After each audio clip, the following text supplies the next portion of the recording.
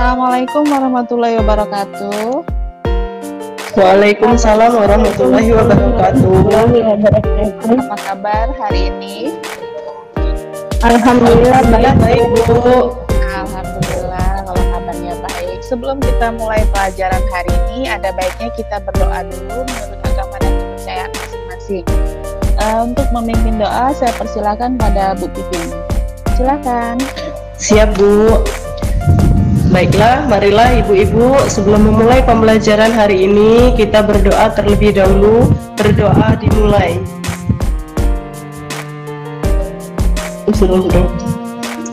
Berdoa selesai. Alhamdulillah. Sebelum kita mulai pelajaran, ada baiknya kita melakukan ice breaking dulu. Oke, lihat tangan saya. Ini kipas ya, ketentuannya. Ini kapas dan ini kapuk ya. Ingat ya, ini apa? Kipas. Ini kipas. Ini kipas, ini kapas, dan ini kapuk. Ingat ya. Kipas, kapas, kapuk ya Bu. Kapas, kapuk. Oke, bisa kita mulai? Kipas, kapuk. Ya, kapas, kipas, kapuk. Bisa mulai? Ya. Bisa. Kalau saya tunjuk jempol, ini apa? Kapas. Apa namanya? Kipas, jempol. Kipas. Kalau telunjuknya apa? Kapas. Ya, kapas. Kalau jari tengah apa? Kapuk. Kapuk. Oke. Kalau saya tunjuk ini apa? Apa itu Bu? Nggak kelihatan. Ini. telunjuk. Telunjuk kapas.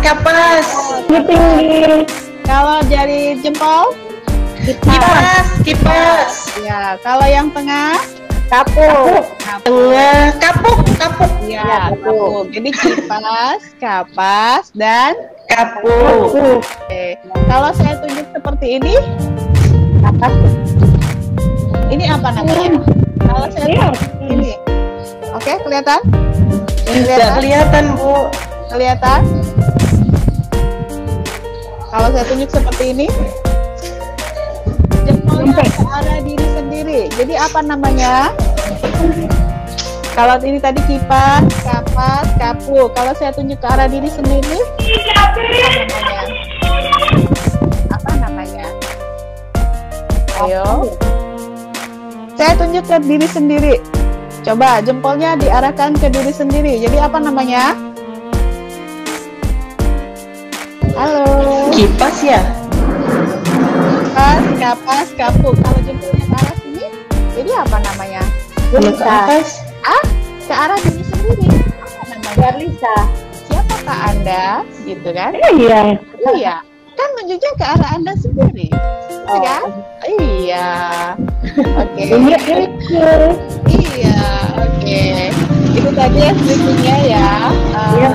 Iya Bu. Kita mulai aja untuk pelajaran hari ini. Kita tentang literasi digital. Kita mulai dari diri sendiri. Di sini ada 3 pertanyaan fokus. Yang pertama itu bagaimana cara Bapak Ibu dalam memanfaatkan teknologi informasi dan komunikasi atau lebih kita kenalnya dengan TIK pada pekerjaan Bapak Ibu. Mungkin istilah dari literasi digital itu sendiri sudah tidak asing lagi bagi di telinga Bapak Ibu ya, terutama di dunia pendidikan itu sendiri. Nah, sebelum kita ke literasi digital itu sendiri, ada pertanyaan yang pertama, bagaimana Bapak Ibu dalam memanfaatkan perkembangan teknologi itu sendiri? Coba, saya minta kepada Bu Pipin, gimana? Bagaimana menurut Ibu cara memanfaatkan perkembangan teknologi itu sendiri? Bu Pipin?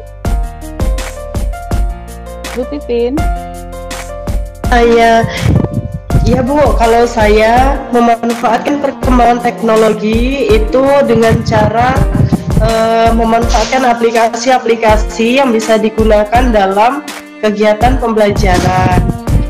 kita bisa manfaatkan seperti dari HP itu kita bisa pakai aplikasi misalnya Google Classroom, itu bisa untuk memberi tugas kepada peserta didik, apalagi pada masa pandemi seperti ini.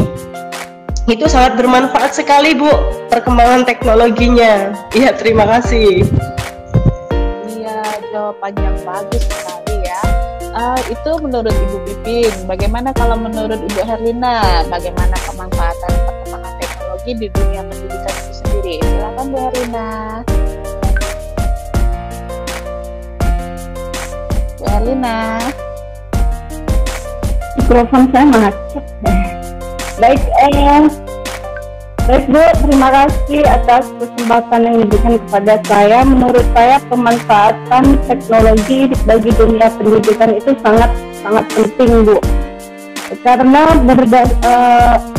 berdasarkan perkembangan yang semakin maju, teknologi itu sudah dituntut untuk semakin maju. Oleh karena itu, kita sebagai guru khususnya harus berusaha menguasai atau mengikuti atau tidak anti terhadap perkembangan teknologi itu sendiri, terutama di dunia pendidikan. Iya, baik, bagus sekali jawabannya ya Bu Herlina. Itu kalau menurut Ibu Mardiana bagaimana perkembangan teknologi itu sendiri dari dunia pendidikan itu bagaimana? Ya, terima kasih Bu. Iya, silakan. Sama seperti penjelasan dari Bu Herlina dan Bu Pipin, jadi perkembangan teknologi ini sangat bermanfaat untuk keadaan yang seperti saat ini. Jadi semuanya kita itu menggunakan teknologi, informasi dan komunikasi itu Bapak Ibu. Iya, terima kasih Bu Mardiana. Iya Bu, terima kasih kembali. Sudah artinya sudah tertanam di pikiran Bapak Ibu tentang perkembangan teknologi itu seperti apa dan pemanfaatannya seperti apa. Itu untuk jawaban pertanyaan yang pertama ya, itu mulai dari diri sendirinya. Kemudian pertanyaan yang berikutnya, ini ada pertanyaan, sejauh mana peran perkembangan TIK itu sendiri sehingga dapat mendukung Bapak dan Ibu dalam melakukan tugas. Siapa yang ingin memberikan pendapat, silahkan. Bu Pipin mungkin? Bu, mohon diulang, Bu. Oke, saya ulang. Sejauh mana peran perkembangan ya dalam mendukung tugas Bapak? Ya, menurut saya peran perkembangan TIK itu sangat mendukung sekali. Peran saya sebagai guru ini sangat membantu sekali, Bu, untuk yang tadi saya jelaskan di awal untuk pertanyaan pertama tadi. Pada masa pandemi seperti ini sangat baik sekali ya untuk mendukung pembelajaran kita. Seperti itu Bu Erlisa. Ya, terima kasih, pendapat yang sangat bagus sekali. Memang ya sejauh ini peranan perkembangan TIK itu dalam dunia pendidikan, apalagi dikaitkan dengan masa pandemi sekarang ini, itu sangat berperan sekali ya, karena segalanya kini tidak bisa dilakukan secara langsung, kita bisa lakukan secara tidak langsung melalui dunia online ya sekarang ini ya. Bagaimana Bu Herlina? Apakah mungkin ada pendapat lain tentang peranan perkembangan TIK itu sendiri dalam melakukan tugas di lingkungan pendidikan Bapak Ibu sendiri itu bagaimana? Bu Herlina bisa berikan pendapat atau Bu Mardiana silakan. Ya, silakan. Peranan perkembangan teknologi di dalam dunia pendidikan khususnya yang saya rasakan adalah ketika negara kita di masa pandemi Bu. Karena mau tidak mau kita sebagai guru membuka diri untuk menggunakan aplikasi-aplikasi yang berkaitan dengan teknologi di dalam tugas dan kewajiban kita mengajar. Itu saja yang saya bisa sampaikan. Terima kasih. Iya, terima kasih Bu Herlina untuk pendapatnya ya. Saya setuju ya dengan pendapat dari Bu Herlina yang mengatakan bahwa kita mau tidak mau harus mengikuti perkembangan teknologi itu sendiri. Kenapa? Apabila kita tidak mengikuti perkembangan itu, kita akan ketinggalan dan tidak akan bisa menyampaikan apa keinginan kita untuk peserta didik kita, untuk siswa kita harus bagaimana. Itu kan bila kita didukung oleh perkembangan dunia teknologi, maka segala sesuatu yang kita inginkan akan cepat tercapai. Itu untuk yang pertanyaan yang kedua. Kemudian ada pertanyaan yang ketiga, apa saja harapan Bapak dan Ibu setelah mempelajari modul pengenalan literasi digital yang disesuaikan dengan peran Bapak Ibu sebagai seorang guru? Mungkin bisa Bu Mardiana, harapannya apa setelah mengenal? Ya, terima kasih Bu. Silakan. Harapan saya setelah mempelajari modul pengenalan literasi ini bisa lebih paham tentang TIK ya Bu, untuk mengikuti perkembangan zaman yang sekarang serba digital gitu. Iya. Terima kasih Bu.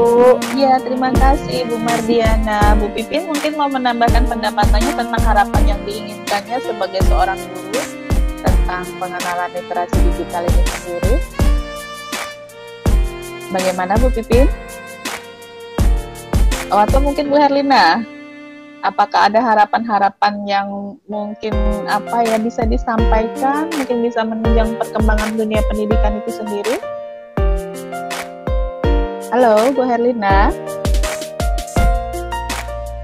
Baik, jika tidak ada, mungkin harapan yang disampaikan oleh Bu Mardiana tadi bisa kita ambil kesimpulan secara global ya. Kita bisa dengan adanya kita mengenal dunia literasi digital itu sendiri, kita bisa mengembangkan dunia pendidikan itu sendiri sesuai dengan keinginan, sesuai dengan apa yang diinginkan, sesuai dengan tujuan pembelajaran, sesuai dengan harapan kita sebagai pendidik ya, dengan menggunakan dunia digital itu sendiri. Kemudian kita lanjut ke perkembangan TIK itu sendiri, teknologi informatika ya. Pertama, waktu kita pelajaran sebelum mengenal dunia digital, kita mengenal dengan istilah pembelajaran yang kontekstual. Artinya kita hanya berdasarkan pada buku-buku atau modul-modul yang ada. Kita tidak menggunakan dunia-dunia yang canggih, alat-alat yang canggih seperti perkembangan sekarang ini ya. Bisa dilihat di contoh ini ada aplikasi WhatsApp, kemudian ini ada aplikasi telepon seluler. Ini kalau di era yang beberapa tahun yang lalu ada dunia BlackBerry dan lain sebagainya itu ya, BBM. Ini untuk perkembangan TIK itu sendiri, dari tahun ke tahun perkembangannya semakin canggih ya. Dari pertama mungkin kita hanya mengenal tentang telepon seluler yang sifatnya hanya menyambungkan kita untuk berbicara saja. Sekarang kita sudah bisa berselancar ke dunia luar dengan hanya melalui satu buah alat elektronik. Contohnya itu dari gawai bisa. Kemudian setelah melihat contoh perkembangan dari TIK yang ditampilkan di halaman sebelumnya, bisakah Bapak Ibu sebutkan contoh perkembangan TIK di sektor pendidikan yang sudah diketahui? Silakan Bu Pipin atau Bu Herlina atau Bu Mardiana yang punya pendapat untuk menyebutkan contoh perkembangan TIK itu di sektor pendidikan itu apa saja. Halo Bu Pipin? Bu Pipin? Bisa dengar saya? Halo?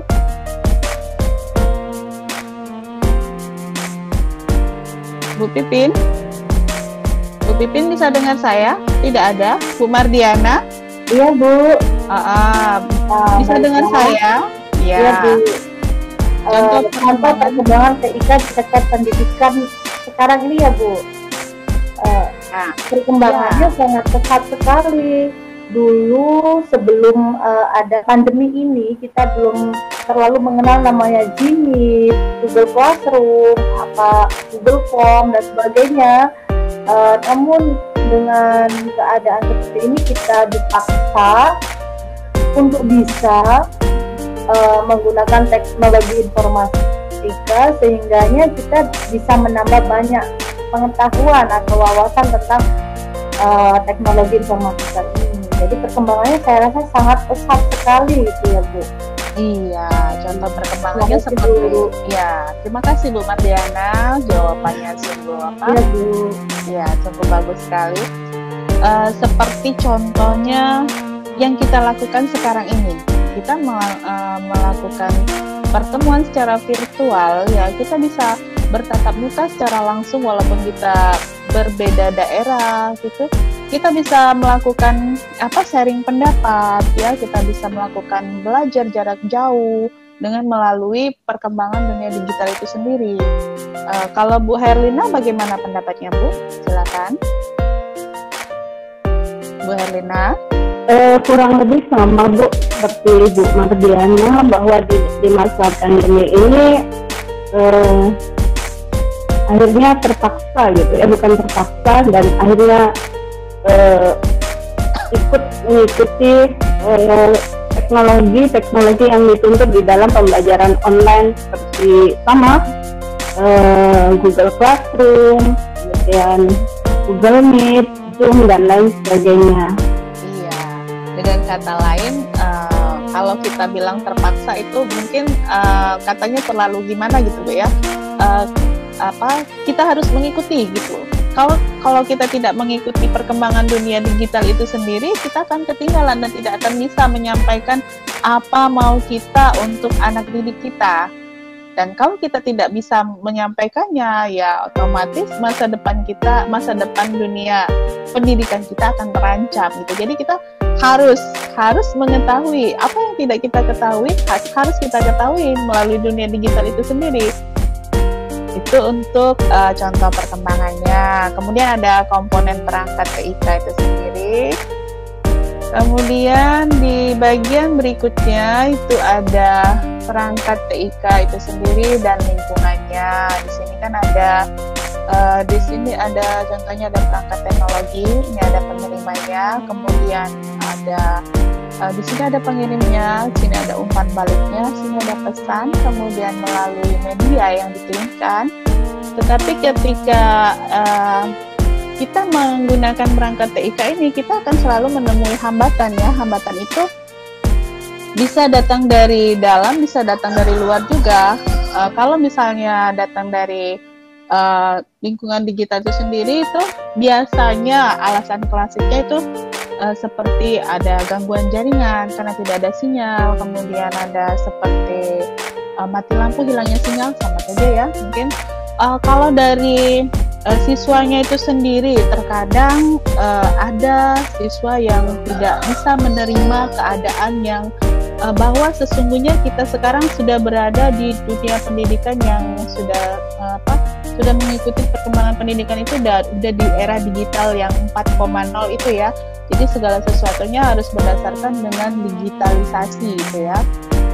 Kemudian dari faktor orang tua sendiri, terkadang orang tuanya tidak ingin tahu tentang alasan apa, mengapa harus seperti ini, mengapa harus seperti itu. Mereka taunya, oh anak saya belajar. Mereka tidak memahami tentang apa yang harus mereka gunakan, perangkat apa gitu kan. Mereka tidak tahu seperti itu. Nah itu juga menjadi salah satu faktor penghambat dalam perkembangan dunia pendidikan itu sendiri bila dihubungkan dengan dunia digital ya.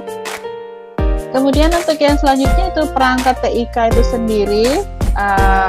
Contoh-contohnya di sini yang sering ada di sekolah itu ada, di sini ada komputer dengan CPU-nya, kemudian di sini ada laptop, di sini ada gawai. Kemudian mungkin Bapak dan Ibu sudah mengetahui semua tentang perangkat-perangkat ini. Ini bisa menunjang dunia pendidikan. Melalui komputer kita bisa kemana-mana, kemudian melalui laptop kita bisa menjelajahi dunia, melalui Android pun bisa. Kita bisa mengetahui tentang berbagai informasi dari sini, kemudian kita bisa searching tentang apa saja, kita bisa mengetahui tentang apa saja dari sini. inilah contoh dari perangkat TIK yang sering digunakan di sekolah. Ini akan akrab dengan kita untuk selanjutnya karena kita berada di dunia digital. Baik, itu saja mungkin sebelum saya akhiri. Adakah yang ingin bertanya mengenai dunia digital itu sendiri?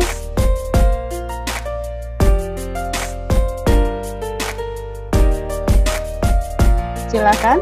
Mungkin ada yang ingin menambahkan pendapat atau ingin bertanya. Gimana Bu Herlina atau Bu Mardiana? Atau mungkin kalau misalnya sudah cukup paham, bisa saya akhiri. Gimana Bu Mardiana? Ya, bertanya sedikit ini Bu, misal Ya, boleh. apa dampaknya dari dampak positif negatif dari perkembangan teknologi ini untuk peserta didik kita gitu. Baik ya, terima kasih Bu Mardiana, pertanyaan yang cukup menarik ya. Segala sesuatu itu pasti ada dampak positif dan dampak negatifnya ya.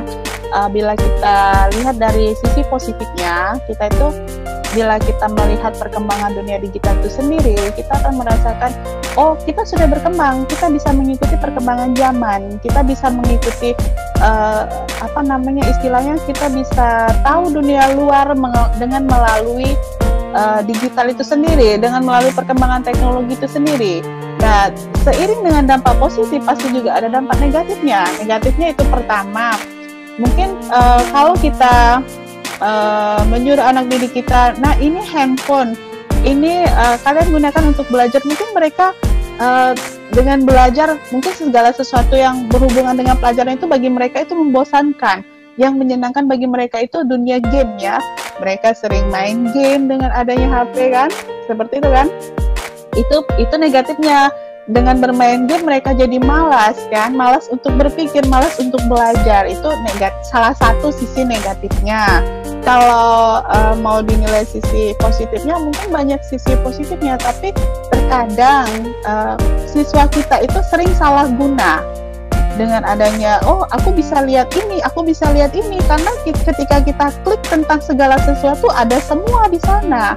Jadi kita tidak bisa memungkiri bahwa perkembangan yang ada sisi positifnya pasti juga ada sisi negatifnya. Mungkin seperti itu Bu Mardiana, bagaimana? Iya Bu, terima kasih, karena kebanyakan di lingkungan saya khususnya itu kebanyakan ke aplikasi gamenya yang penuh ya, di mereka gitu. Betul sekali. Iya. Baik, jika tidak ada lagi yang ingin berpendapat, ingin bertanya atau menyampaikan pendapatnya, bisa saya akhiri.